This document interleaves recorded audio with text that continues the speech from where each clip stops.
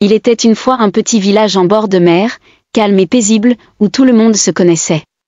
Parmi eux, il y avait un homme, Antoine, simple pêcheur, qui vivait humblement mais avec un cœur débordant de gentillesse. Toujours prêt à aider les autres, Antoine n'attendait jamais rien en retour.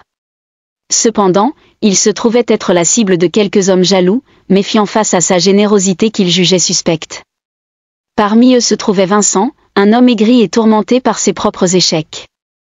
Vincent méprisait Antoine, non pas pour ce qu'il faisait, mais pour ce qu'il représentait, une bonté qu'il ne comprenait pas et qu'il rejetait, convaincu qu'il y avait forcément une part d'ombre derrière cette lumière.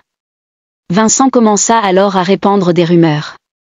Il prétendait qu'Antoine volait du poisson aux autres pêcheurs, qu'il profitait des gens ou qu'il utilisait des pratiques malhonnêtes. Avec le temps, ces mensonges prirent racine dans l'esprit des habitants, semant le doute et la méfiance. Antoine, ne comprenant pas cette hostilité soudaine, tenta de se défendre, mais ses paroles furent noyées dans le mépris et l'indifférence. Isolé, il sentit son cœur se briser devant cette trahison collective. Un jour d'hiver, une tempête d'une violence rare se leva.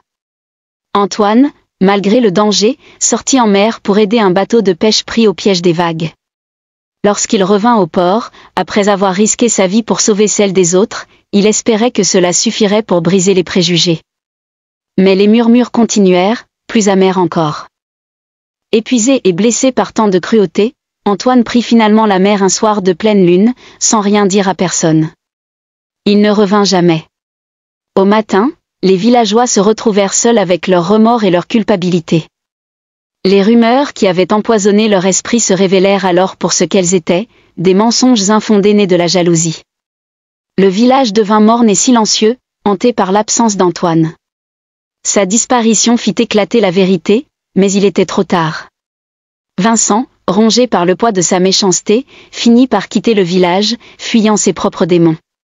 Les habitants, eux, n'oublièrent jamais la leçon. La méchanceté n'est pas toujours bruyante, elle peut s'insinuer doucement, s'infiltrer comme un poison, jusqu'à détruire tout ce qui est béat. Et pur. Si vous aimez ce que vous voyez, n'hésitez pas à vous abonner et à partager mes publications avec vos amis. Chaque abonnement et chaque partage m'aide énormément et me motive à produire encore plus de contenu de qualité. Merci pour votre soutien.